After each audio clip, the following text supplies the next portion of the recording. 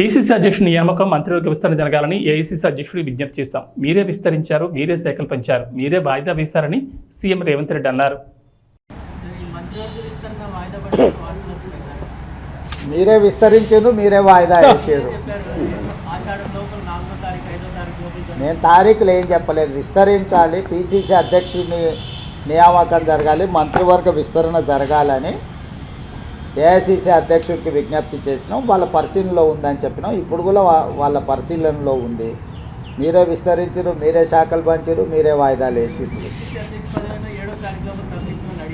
అది కూడా నేను అడిగాను. 7 తారీఖు 3 సంవత్సరాలు పూర్తవుతుంది, ఆ లోపల కొత్త అధ్యక్షుడిని నియమించండి అని చెప్పి నేను విజ్ఞప్తి చేసిన.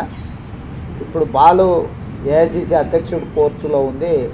దీనికి సమాధానం మీకు అక్కడి నుంచే సరైన సమాధానం వస్తుంది. అది అక్కడ చెప్పాల్సిందే. నాకు ఏకాభిప్రాయం ఉంది, ఆల్రెడీ చెప్పేసిన. వేరే వాళ్ళని నియమించండి, దాంట్లో ఏం భిన్నాభిప్రాయాలు, ఏకాభిప్రాయం.